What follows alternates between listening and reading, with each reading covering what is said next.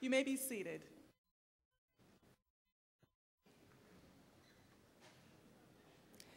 Ladies and gentlemen, again, welcome to the first annual opening convocation of the new community college of the District of Columbia. I ask at this time that all cell phones and pagers off or put on vibrate if you haven't already done so.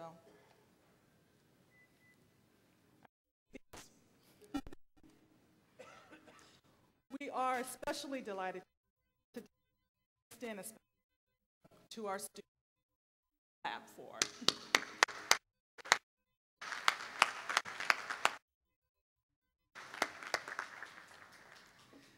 Next, I would like to recognize our hardworking and committed faculty members in the audience and the first faculty members of the Community College of the District of Columbia. Would you please stand for applause? Please stand.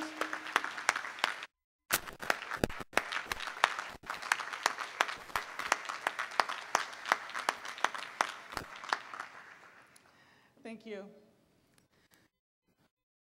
The Annual Convocation Committee was chaired by Ms. Julie Johnson, Deputy Director of the Community College. Julie, would you please stand?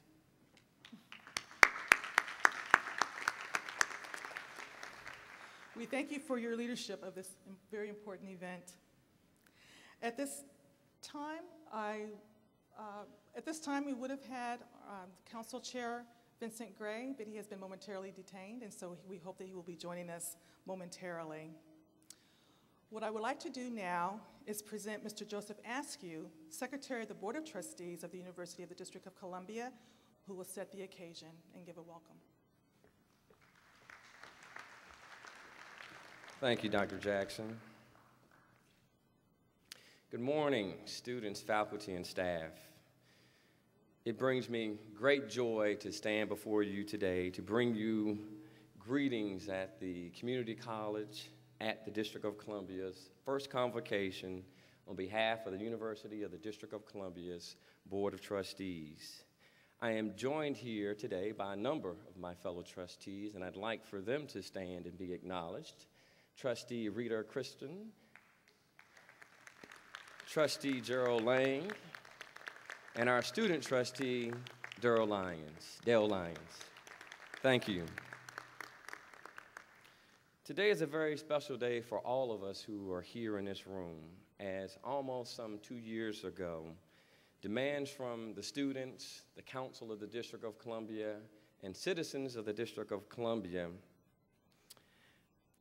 caused the Board of Trustees to embark on a plan to establish a true community college in the District of Columbia within the university system that today has clearly become a reality. Though faced with many financial, political, and administrative challenges, the institution has risen to the occasion and is becoming a world-class education system that provides opportunities to all who aspire to gain a specific skill, to further their education, and to secure the tools that are necessary to successfully achieve their academic and workforce goals. None of this would have been possible without having a strong leadership team who understood that change was long overdue. So on behalf of the board, I would like to acknowledge the extraordinary efforts of President Alan Sessoms, the CEO of the community college, Mr. Jonathan Guevara, and I'd also like to acknowledge someone who has returned home, and that is Dr. Armand Harvey. Without his expertise and his knowledge, this day would not be here. So if you could please stand, Dr. Armand Harvey, and welcome back home. To our steadfast students, I offer you a promise that I, my colleagues, the faculty and staff will work hard every day in your name to extend and supply the resources to fulfill the commitment you've made to yourself, to your family, and to the life that awaits you. That's my job. That's our job. All of us are here to see you on the path that you have chosen. I believe that there are a couple of things that give a college degree value. The first is hard work, the blood, the sweat, the tears that you will put into your education. The second is the pride that you will take in your hard work and the institution that educated and provided you the opportunity. The third is what you do with the intellectual knowledge and power that you gain from being here at the university at the Community College of the District of Columbia. All of these will add to the value and will contribute to your success and the reputation of this great institution while you are here and years past your graduation date. As for our part, I can tell you that all of us here, the board members, the administrators, faculty, and staff, will work tirelessly to build on and promote the rich legacy and reputation of our beloved institution. And we will also ensure that you will be recognized for all of your successes, that we will grow this university, that we will expand its campus structure to include state-of-the-art student center, to include a new law school here in the District of Columbia. And we will accomplish all of this without compromising our mission or our purpose, or without forgetting from whence we came. So it is my distinct honor to pronounce the occasion of the opening convocation for the very first time for the Community College of the District of Columbia. Thank you very much.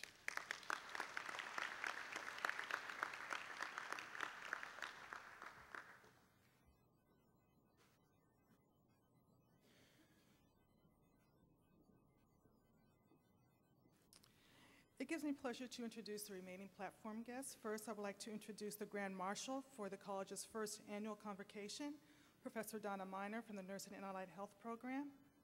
Please stand. I'm going to ask that we hold our applause. I have a number of people that I'd like to still introduce. Next, I'd like to introduce the remaining community college officials, Dr. Melanie Anderson, Dean of New Program Development and Compliance, Ms. Connie Spinner, Associate Dean of Workforce Development and Lifelong Learning, Ms. Gray Baxter, Provost and Vice President for Academic Affairs, Dr. Valerie Epps, Vice President for Student Affairs of UDC, Mr. Mark Farley, Vice President for Human Resources, Ms. Barbara Jumper, Associate Vice President for Facilities and Real Estate, Ms. Smriti Radker, Assistant University Counsel, Mr. Hakeem Pham, Acting Chief Information Technology Officer, Ms. Marianne Harris, Director of Contracting and Procurement, Ms. Felicia Brandt, Executive Director of the UDC Foundation and Director, UDC Office of Development, and Dr. Michael D. Woodard, President of UDC National Alumni Society. Is he here with us? We're glad to have all of you with us on this momentous occasion. Thank you.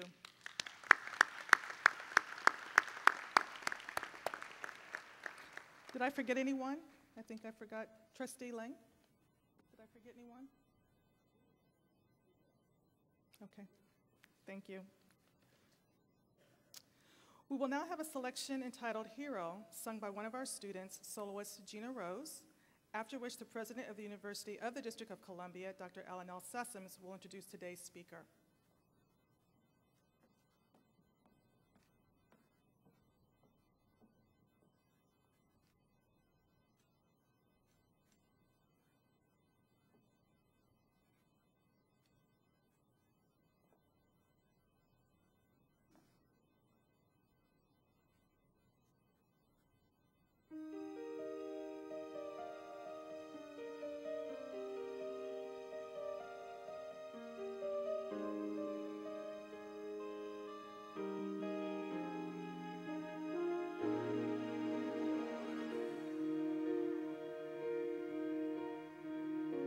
Inside your heart, you don't have to be afraid of what you are. There's there's an answer. If you look within yourself, and the sorrow that you felt will melt away.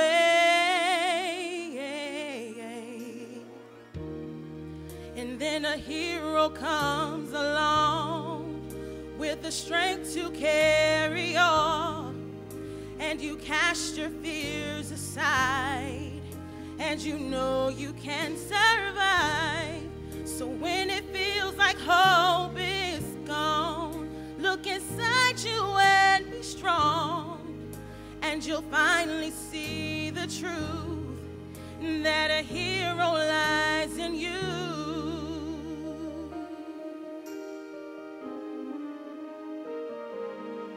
It's a long road when you face the world alone. No one reaches out a hand for you to hold. No, no. You can find love if you search within yourself, and the emptiness you felt will disappear. And then a hero comes along with the strength to carry on, and you cast your fears aside, and you know you can survive. So when it feels like hope is gone, look inside you and be strong, and you'll finally see the truth, that a hero lies in you. And Lord knows that dreams are hard to follow, but don't let anyone tear them away. No, no, no, no, no. So hold on. There will be tomorrow, and in time you'll find the way.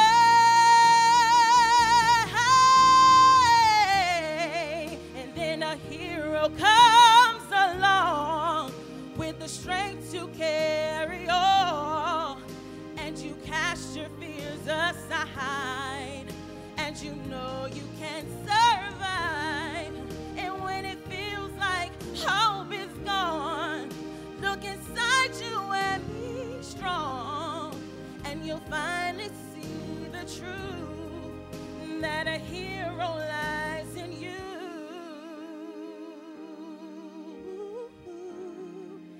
That a hero lies in you.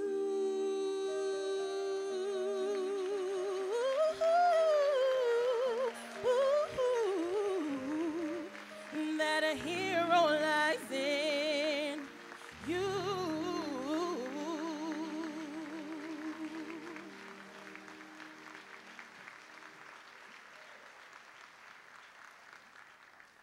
That performance deserves another applause. That was wonderful.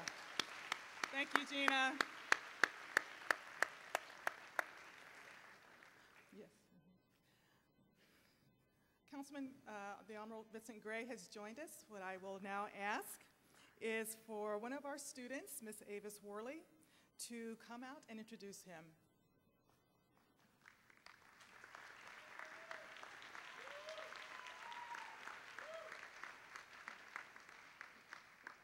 Good morning. My name is Avis Worley. I am a native Washingtonian and a product of DC Public Schools.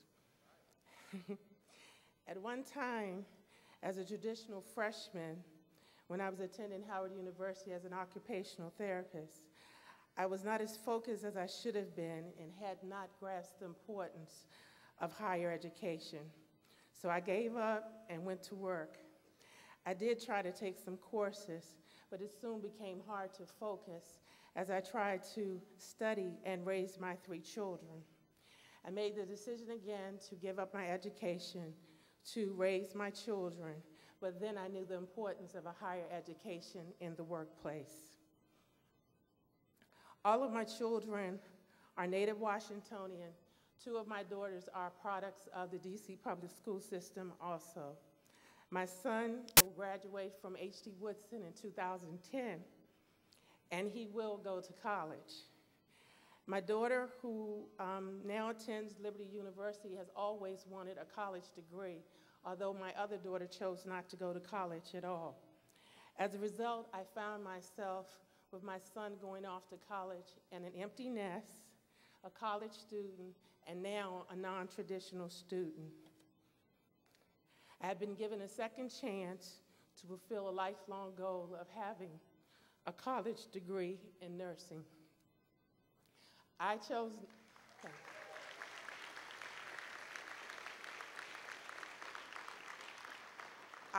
nursing, or nursing chose me, through the DC PAVS program.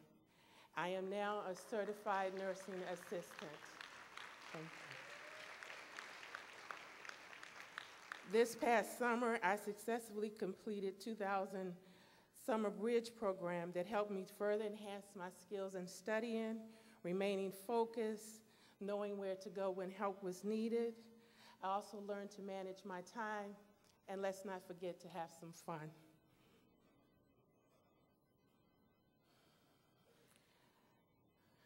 I am delighted to be a student at the new Community College of the District of Columbia, and to have this opportunity to introduce Chairman Vincent C. Gray. Chairman Gray is also a native Washingtonian and a product of the DC public schools. Having given up my early opportunities to attend college, I am a true fan of Chairman Gray and his long-standing commitment to children and families. His long career in social services has resulted in successful advocacy on behalf of young people and children with disabilities. For over 30 years, Chairman Gray's efforts have led to several initiatives to address the developmental needs of children of the District of Columbia. Chairman Gray is an innovative leader who expects his colleagues to have integrity and honesty. This week, he introduced and won unanimous support for a new ethical code for council members. The Code of Official Conduct states that the council members should avoid misconduct and should strive to uphold unusually high standards of honesty, integrity, and impartiality. The combination of innovation, initiative, and insight make Chairman Gray's a progressive leader. I believe it's with his leadership there is now a community college of the District of Columbia.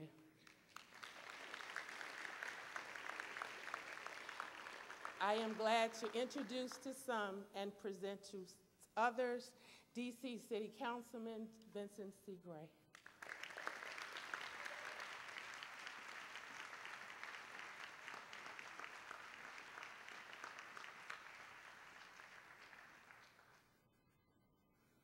Well, good morning, everyone. I am delighted to be here, and I'm even more delighted to have been introduced by Avis Worley. Well, isn't she an inspiration to every one of us?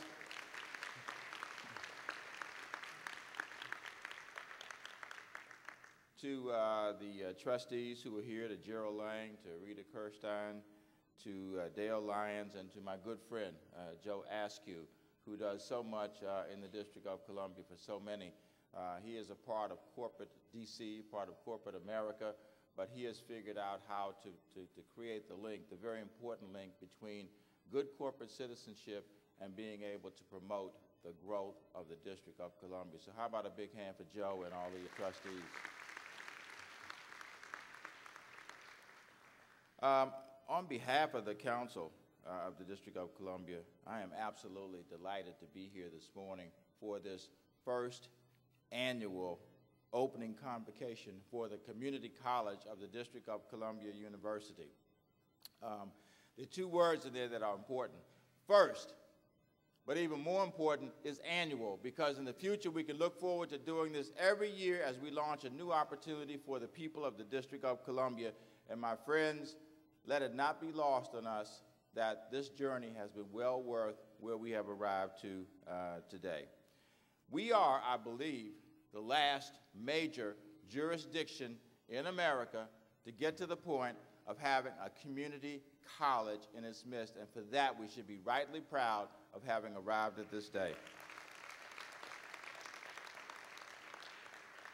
And of course, this comes 2 days after what I would like to regard as a historic day in the Council of the District of Columbia, at least for the University of the District of Columbia. First of all, after what has to be a period of time that will get us into the Guinness Book of Records, we finally finished the budget for fiscal year 10.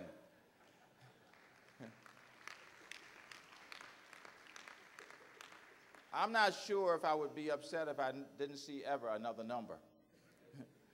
However, in all of those numbers were a number of important things to our people in the District of Columbia, not the least of which was in the midst of having a budget that started last September by reducing us $130 million, in December another $127 million, in February another $135 million, and then in June being told another $190 million, and then on top of that $150 million for the fiscal year coming up, $584 million, looking at a $1 billion deficit for fiscal year 10. I am proud to say that we, as the Council of the District of Columbia, did not reduce the University of the District of Columbia by $1.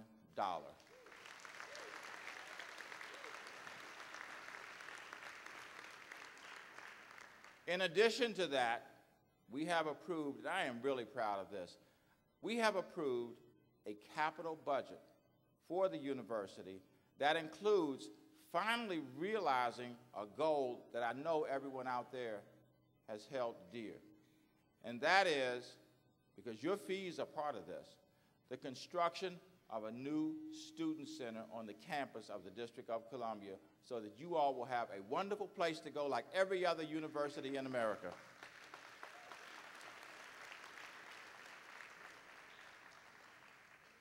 I tell you what, man, if my university was getting a student center, it'd be more than polite applause. And tomorrow I would be starting to say, okay, Dr. Sessoms, when we're getting started. And knowing Dr. Sessoms, he'll probably be one step ahead of you. We also are delighted to say that the university will also be getting the benefit of something else. And I want to commend my colleague, who's not able to be here today, Councilmember Harry Thomas Jr., who worked so hard with me to make sure that we now have designated in the District of Columbia a 250,000 square foot building, in addition to what you already have, the former Bacchus Middle School, that in the future will be the community college of the University of the District of Columbia.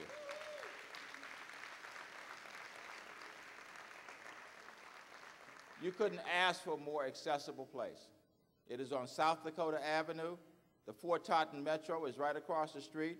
You can access it from all places in the District of Columbia, and it is a building that has enormous potential that we're going to realize because in addition to the Student Center, we also included in the capital budget for next year $20 to $25 million that will allow the university to be able to renovate that building, and hopefully in about 12 months will be able to be available for us to use. I want to thank a lot of people who worked in this community college. I see Dr. Hervey is here today. I want to thank him for his work. I see my good friend Connie Spinner back here, who has been such a laborer in the vineyards here in the District of Columbia and has brought such vision and insight to our efforts to serve adult learners. Julie Johnson, newly arrived Dr. Guevara, who you're going to hear from very shortly. And of course, the hard-working man, sometimes you got to say, okay, slow down, Atez, slow down. And that is Dr. Alan Sessoms, who keeps everybody on point and moving forward to try to get this university where we want it to be. And then the other piece of legislation that we passed that may not be appreciated by everyone, and that is universities in America have relatively a free opportunity to be able to do its business. And we've been talking about independence for the university, and we took an important step in that regard this past Tuesday. And that is, now, unlike all the other agencies in the District of Columbia, like Department of Public Works and Transportation and Human Services and Child and Family Services, all of which have to go through the Office of Contracts and Procurement to be able to get its business done. On Tuesday, the council voted unanimously to give independent procurement authority to the University of the District of Columbia, so you'll be able to do your business on your own.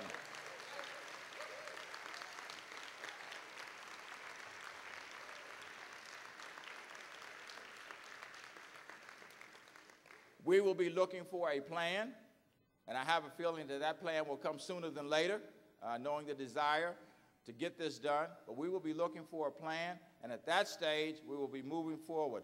And I also want to recognize Thomas Redmond, who is really the face of UDC every day down at the council. Thomas, I want to thank you for the great work on behalf of the university, and we look forward to continuing to work with you on these issues. And let me say this, there are other pieces to this quest for independence, all right? And one of the ways to make the statement about how important this is and how responsible this is to show that as this procurement authority is accorded to UDC, it is handled responsibly, so we can easily make the case, Dr. Sessoms, for the additional pieces that I know you wish, I know the faculty wishes, and I know the student wishes. So let's all work hard to be able to make that happen. I want to once again congratulate Dr. Sessoms for his vision. Just about a year ago, we had a hearing at the Council of the District of Columbia in which he talked about the university's mission. He talked about improving the physical structure, and I still can't wait for the day when we don't have to talk about Building 38, Building 39, Building 41, Building 44, which sounds like a correctional institution. I'm waiting for the day when we have names on these buildings of people who have made important contributions in their careers and out of their pocket to the District of Columbia. Like the Joe Askew building because he got $50 million contributed from Verizon. You can handle that, can't you, Joe?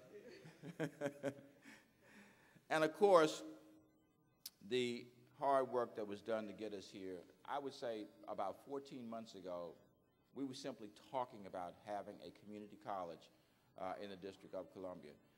Dr. Sessoms came on board last September 1st, and we began then in earnest moving forward. I was a part of those meetings where we were talking about the desirability and the feasibility and being able to move forward. And in the short span of a year, here we are having launched now a community college for the District of Columbia.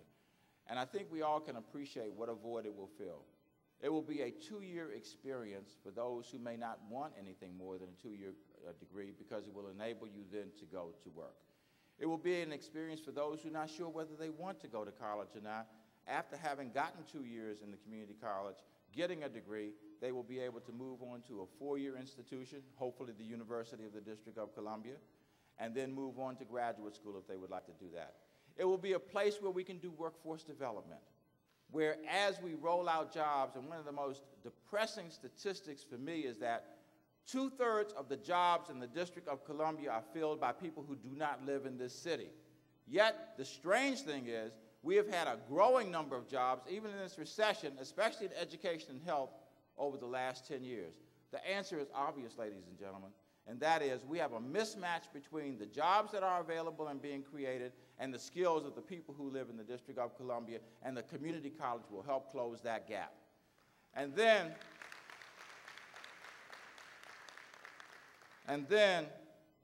it also will be a place for those folks who would just like to go back and take a course or two, would like to do some practical thing, like in computer technology or a green economy, or some course that might just be fun, to be able to go back into a university environment and enjoy yourself.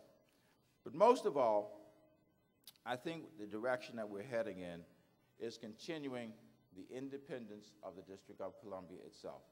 So many movements have been started and catalyzed and continued in an environment where university students are. It's always electric, it's catalytic to be in a place where there's an academic environment where learning is going on. The civil rights movement of so many years ago, frankly, was birthed, the Student Nonviolent Coordinating Committee was birthed in a university environment. And I'm looking forward to a continuing growth in this university of a move towards voting rights for the District of Columbia, a move towards self-determination. And yes, I'm looking forward to the day, Dr. Sessoms, when we change the name of this university from the University of the District of Columbia to the University of the State of Columbia. Thank you all very much.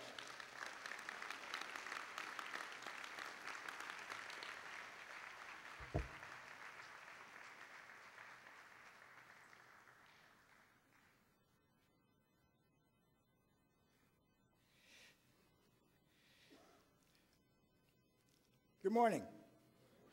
I'm delighted to be participating in the first academic convocation of the Community College of the District of Columbia.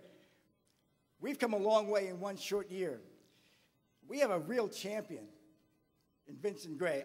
I have, since Tuesday, not called him to thank him for the extraordinary effort and political wisdom he brought to bear on this process. I didn't have a chance to tell him personally, because I want to tell him here, personally in front of everybody. Without you, Vince, it wouldn't be happening. You did this, and we really, really appreciate it.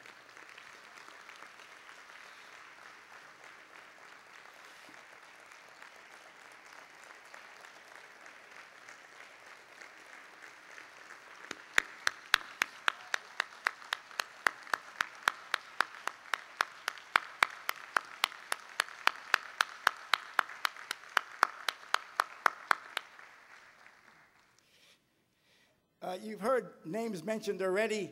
The efforts of Erman Hervey, Julie Johnson, Connie Spinner, Gray Baxter, Mark Farley, Steve Graubart, and many others have demonstrated what the University of District of Columbia can do and will continue to do to serve the citizens of this truly great city. We were able to attract an experienced educator and manager to ensure that the CCDC, which is an interesting way of characterizing it, got off on the right foot and that it will prosper. Dr. Jonathan Guevara was provost of the Alexandria campus of Northern Virginia Community College for several years. During his tenure, that campus became the model of excellence in Nova. Jonathan's passion for community engagement has already taken him to listening tours in many parts of the district. Having graduated from a community college himself, Dr. Guevara understands that degree completion for students, not just attendance, is a hallmark of a great community college. After a short video, our convocation speaker, Dr. Jonathan Guevara, will come to the podium, and I am delighted that he's agreed to join us.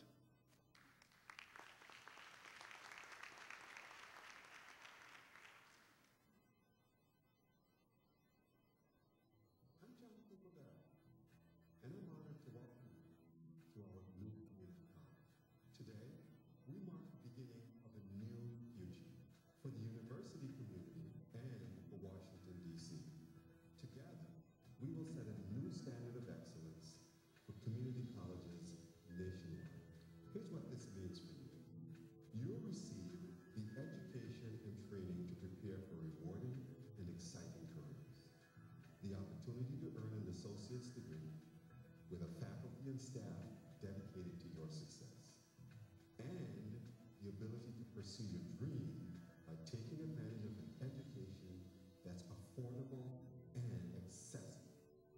Let's get started.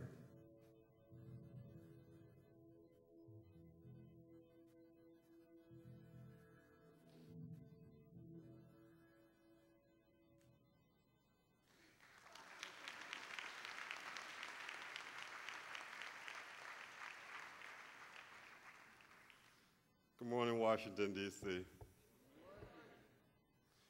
Before I get into the formal part of my presentation, I would like to take a moment to personally recognize a young man who, without his efforts, I wouldn't be here today. And you've heard his name mentioned several times. Dr. Hervey, will you please stand up?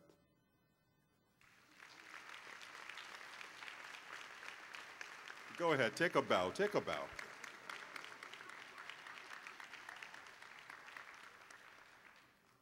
I would like to present, don't sit down, Dr. Hervey with our very first official community college pin, which he can wear proudly on his return to Jacksonville.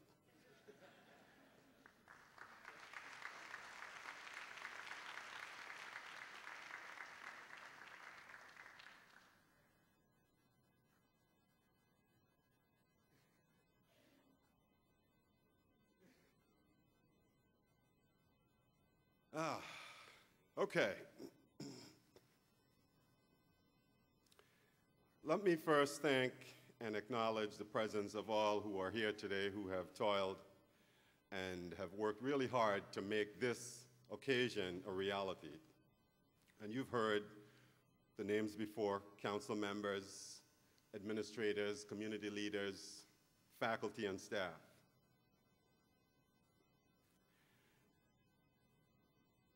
And this is a very historic day. And as we take a look at the history of today, I want to step back a bit and look at the history that happened today. Then I'll talk a little bit about what brought me to this job and share some of my vision for this institution. I was real glad to wake up this morning and see that it wasn't raining, because on this day in 2005, Hurricane Rita devastated Texas. In 1993, Borderbahn released one of its best-selling computer games of all time. In 1962, the U.S. Court of Appeals ordered the University of Mississippi to admit Mr. James Meredith. If you recall, Mr. Meredith was armed with the court order and protected by federal marshals, and Governor Barnett defied those orders. Nonetheless, Mr. Meredith graduated in 1963 from that university. In 1957, President Eisenhower was sending troops off, actually National Guard, to enforce desegregation in Arkansas. In 1948, the Honda Motor Company was formed. There was baseball news on this day as well. Jimmy Fox became the second member of the 500 home run club. In 1908, the first Ford Model T was built on this day. There were problems on this day as well, too. Mrs. Gould and Fisk tried to control the market, which led to the plummet of our financial market, leading to our first Black Friday. It was in 1869. In 1852, the first airship was displayed. In 1789, the post office was founded on this day. In 1493, Christopher Columbus started his second expedition to where we are now in this brave new world. And in 622, Muhammad completed his withdrawal from Mecca to Medina to escape prosecution. This day in history is filled with many firsts, many seconds, and many more notable events. History reports all sorts of short-lived work of scoundrels, beginnings or endings of pilgrimages, excursions, the founding of well-known organizations, historic milestones in sports, and a variety of court-ordered enforcement for equal rights. These events are clearly part of our past and have helped to define who we are as a nation, who we are as a community. And many, many today may ask, how will history define this day for the Community College of the District of Columbia? I don't have the answer for that. But this much I can assure you. The future is ours to create. So as you ponder the future, let me take an opportunity to talk with you about my past and how it has helped to shape my future, and how it makes sense that I am here today. Some 34 plus years ago, I was a younger man.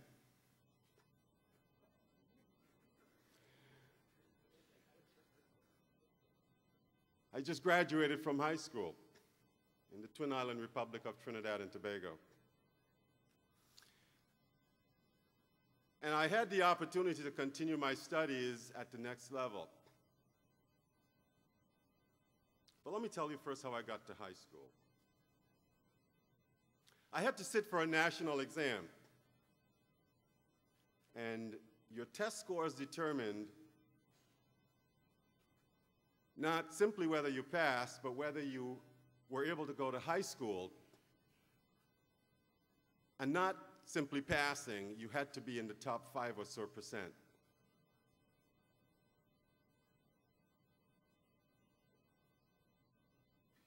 High school spots were really, really scarce.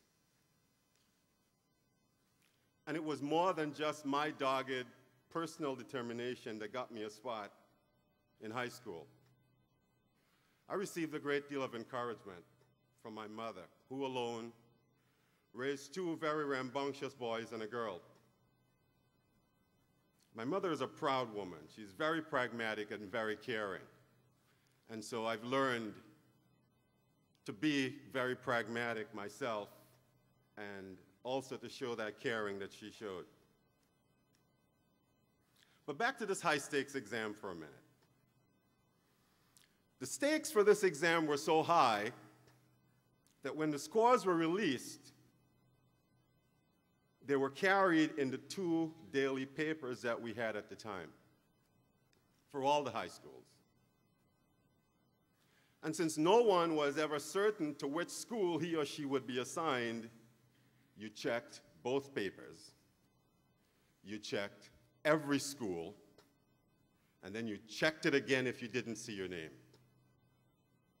It was typically a Sunday when the scores were released, and everyone bought the Sunday paper on their way home from church.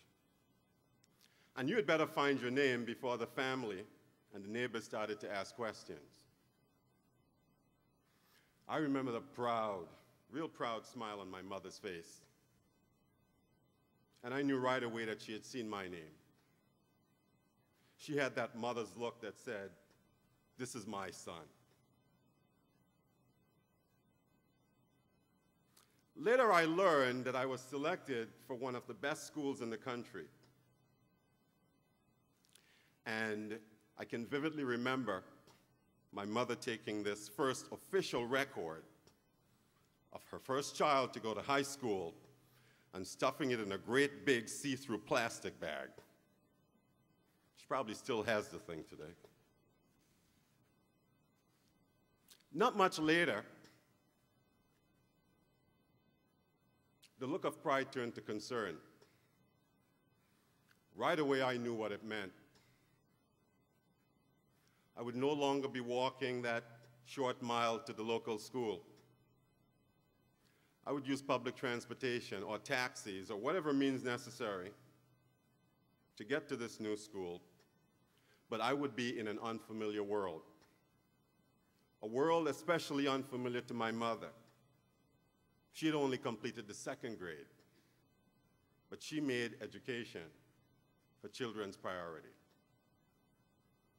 This new world of mine also meant that there would be expensive books, classroom supplies, and a host of other things that came with that. You see, we lived on a dairy farm, and it was becoming increasingly difficult to make ends meet, to get positive returns on our physical output. So my family's ability to support me at the outset was an issue. And so these experiences, growing up on a farm and getting this opportunity for high school education have helped to shape my teen years. Now remember, I started to tell you about my journey after I graduated high school. But I've provided you this context so you can understand a little bit about the journey to get there. And since my life as a farmer also shaped my worldview and where I am today, let me tell you a little bit about my farm side. On the easternmost tip of our property, there was a small stream about maybe 15 feet wide. It was a wonderful spot in those hot days. It was so good that even the cows knew about it. And often they would break through that barbed wire and find themselves standing in this water just to cool down.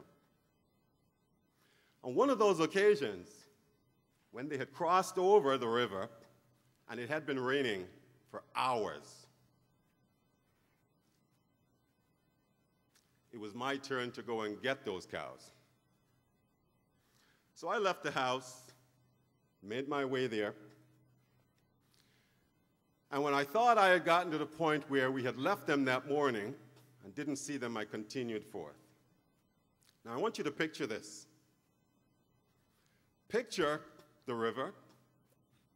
Picture a nice, gently sloping floodplain with waters rising. The cows are on the other side. Yes, cows can swim, but the question is, who's going to get them to do the Michael Phelps impersonation so they get back on the other side? With me was my dog, Joe. Joe was what I call a bite size. He was, not very high off the ground. He found his way to the farm as a puppy, and we just kept him. Well, Joe and I starts wading down into the waters. And you get to the point where after the water crosses your waist, gets to your chest, you decide, I've got to swim, I can't do this anymore. So I started out, made several strokes, and then it occurred to me, I need to make sure I know where Joe is. So several strokes later, I look back. Joe was fine. Joe was on the hill, high and dry.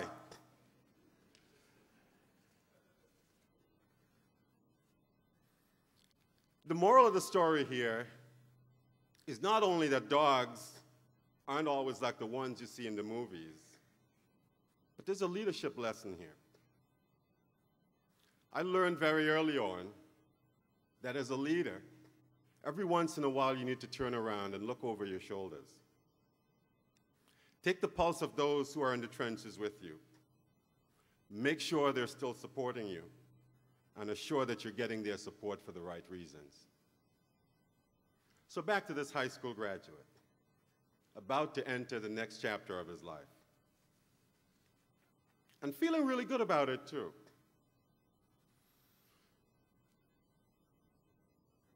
I showed up with this great idea that I wanted to study economics and chemistry. Until some administrator pulled me aside and said, young man, we have two courses of study here. We have the arts and we have the sciences. And I said, okay, well, that's fine. I would like to put them together. I want to do chemistry and economics. Well, needless to say, my arguments were in vain.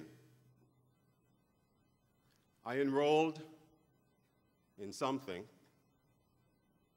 only to drop everything 2 weeks later because it was not what I wanted.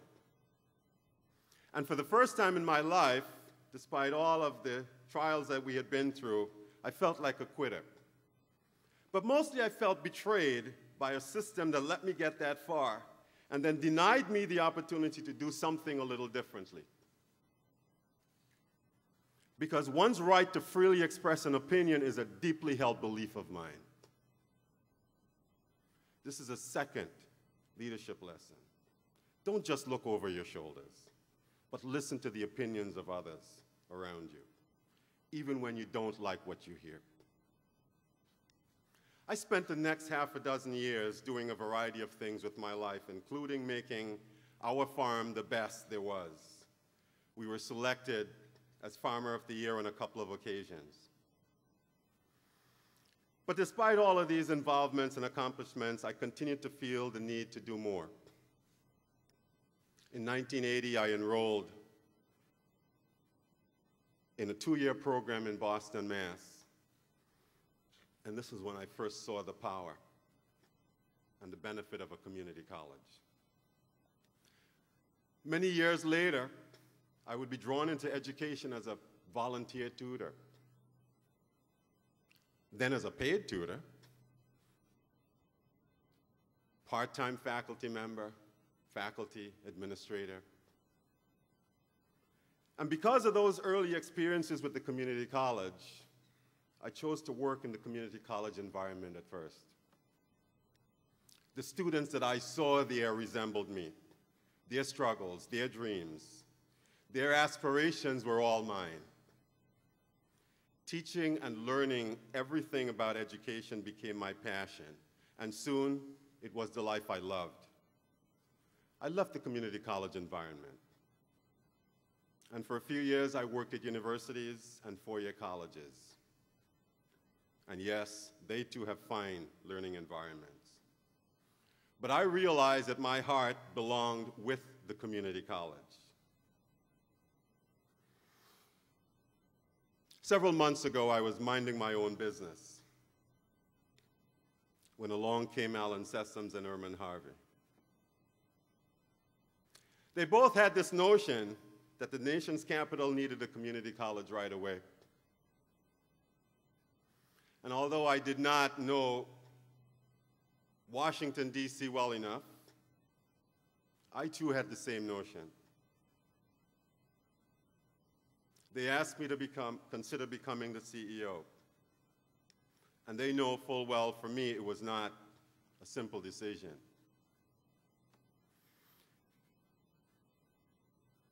It's probably the one decision that I've made where I've spent more time talking with people, many of whom I had met for the first time, about why I should even do this. But I made that decision, and here I am today.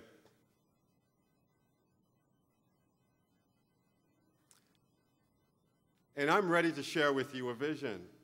But before I do, let me mention two other smart women in my life, my wife Josephine and my daughter Joy. And they also really helped me with this decision.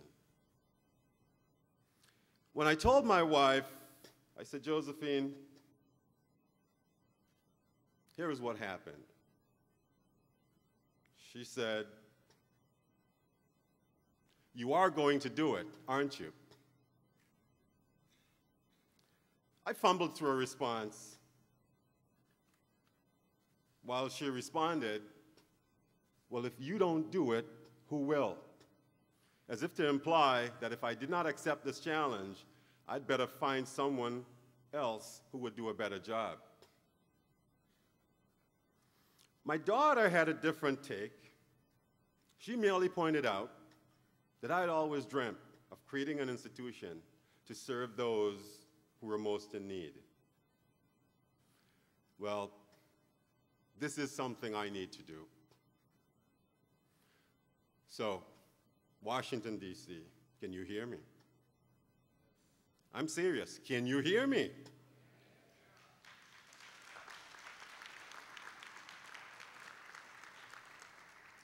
I have news for you, but you probably already heard this.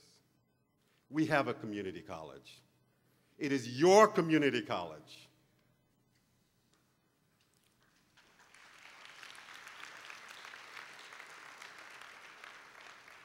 And I challenge you to join me in making this the envy of the nation. Let us model an institution where everyone finds opportunity. A place where everyone who is touched by what we offer is better for it. A better learner, a better teacher, a better individual. A place where assuring that all learners and teachers accept as the most important standard the completion of a recognized credential. A place where we are focused on the needs of the city and its residents, and where failure is not an option.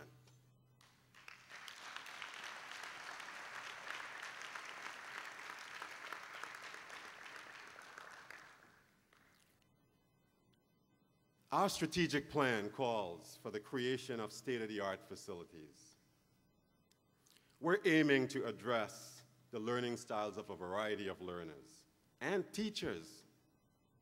As such, we plan to have facilities with the best available technology so that work environments, complex problems, and processes can be modeled, can be studied, can be interpreted, so that students can gain insights into real-world applications. Our plan calls for us to maximize the use of resources to keep down the cost of getting a higher education in this city. The Bill and Melinda Gates Foundation remind us that high school is no longer enough. The median wage for workers with no college is now so close to the poverty line that without an education, it's impossible to do anything. Whether it comes as a certificate, an associate degree, or a bachelor degree, post-secondary credentialing is the best bridge between poor students and good jobs. It is no longer enough for us to say to our young people that accessing college is fine. For the sake of their future, of our country's future, we have to make sure that more young people go on to complete college.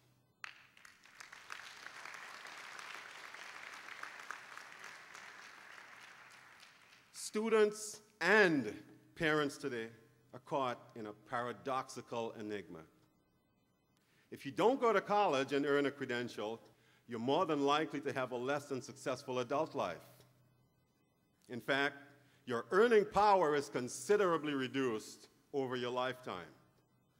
On the other hand, paying for college itself can create significant financial burdens. I know that with the help of our local leaders, and I see many of you in the audience, and those to my left here, and I won't speak for them. Well, maybe I should speak for them. We will make earning a college degree very, very affordable. I don't have to tell you that we're in the worst of economic times. You already know that. What is our responsibility to provide an education that is both affordable and accessible? The answer is simple. It is our responsibility. At the moment, our tuition stands at $3,000 per year for a full-time student. And in this economy, or any other economy, you could not get a better return on your investment. This is clearly one of the best deals in the country.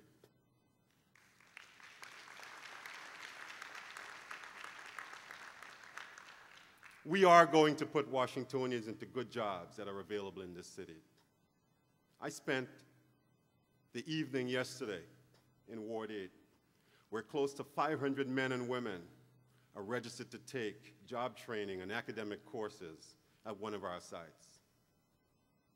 Of the over 1,600 students who are currently enrolled here at the Van Ness campus, you should hear them speak of the opportunity that this affordable institution presents. And although our tuition remains low, it can still be a challenge for many.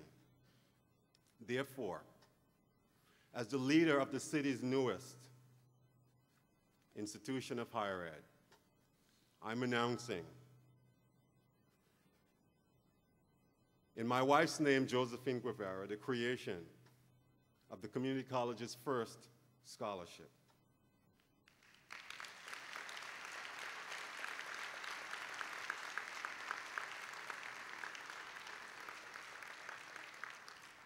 One of the nice things about doing something to or for somebody is, especially when they're not there. See, my wife is not here. So Josephine, when your checking account is cleaned out, now you know why.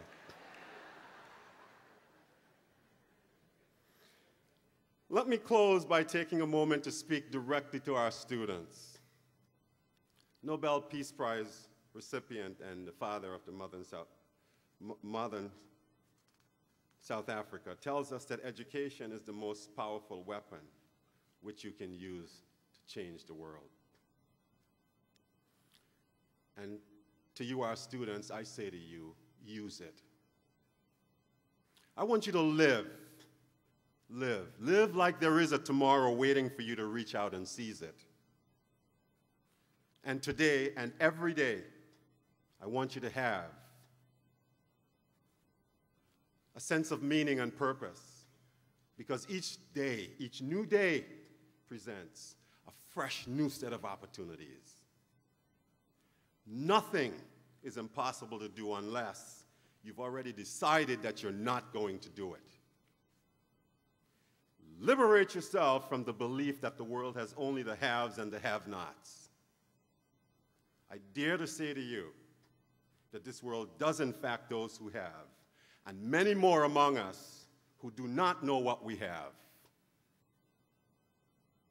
Find your hidden talents.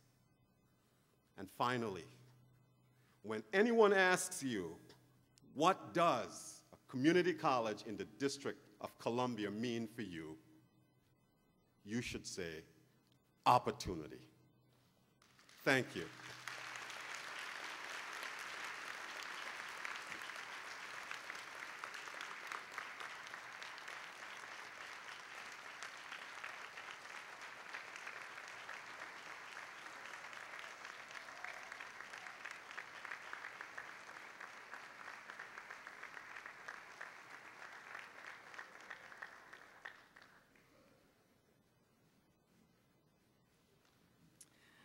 Thank you, Dr. Guevara, for your words of encouragement and inspiration. It's a real privilege, sir, to work with you and the rest of the team and all the others who have made this possible. Thank you for what you've said this morning to the students. We will now have a musical selection entitled Home, sung by one of our students, soloist Lauren Graham.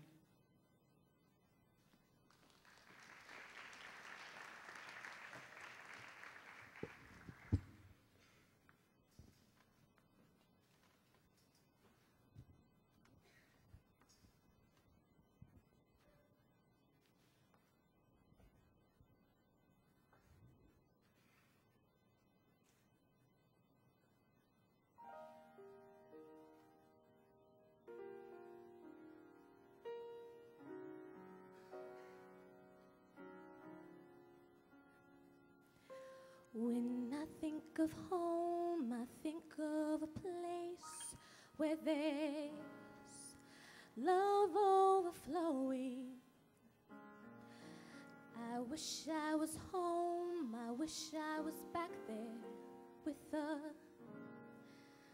things I've been knowing. When that makes the tall grass bend into leaning, suddenly the snowflakes that fall have a meaning, sprinkling the sea makes it all clean.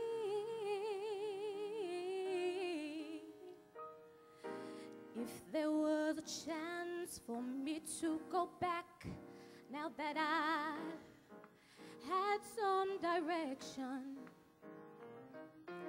it would sure be nice to be back home where there's love and affection.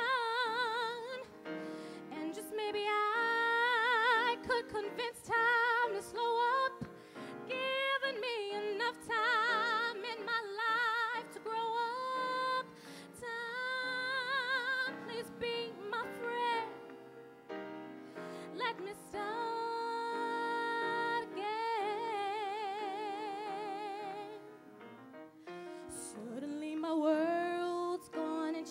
this face, but I still know where I'm going.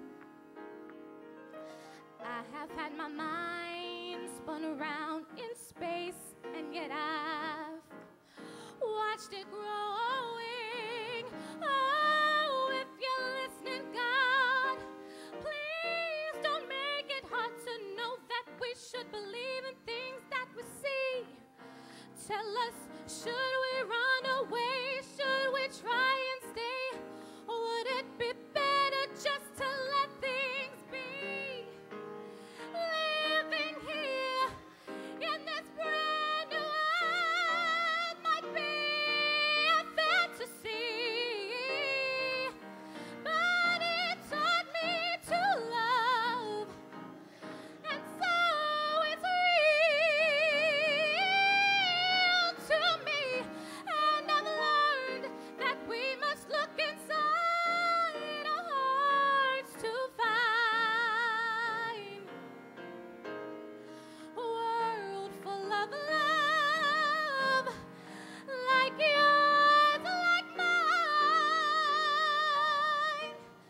like home.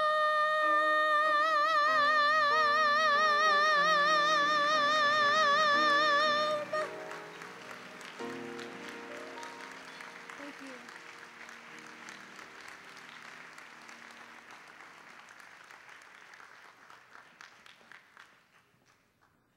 Thank you, Lauren. That was a wonderful performance. Before we go, I'd like to say, in particular to the students,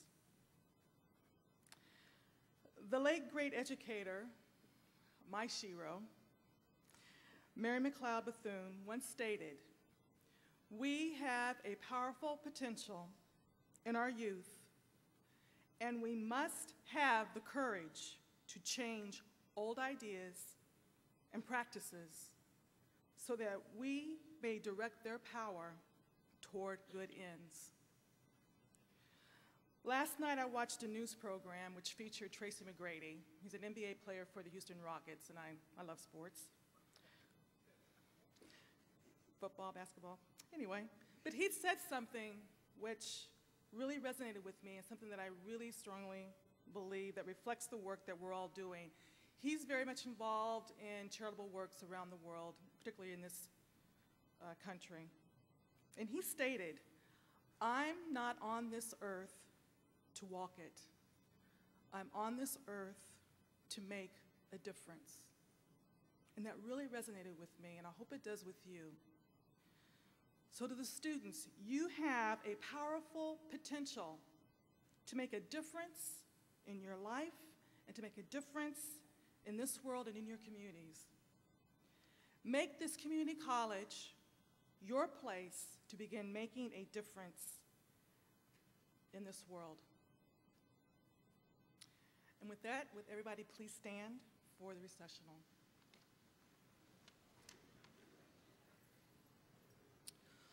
I want to thank you, one and all,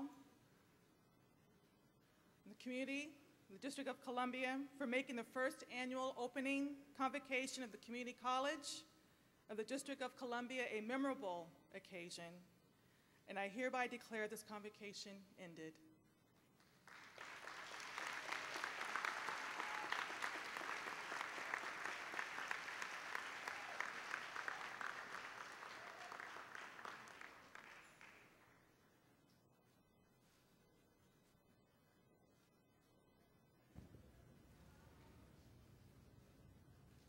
Thank you.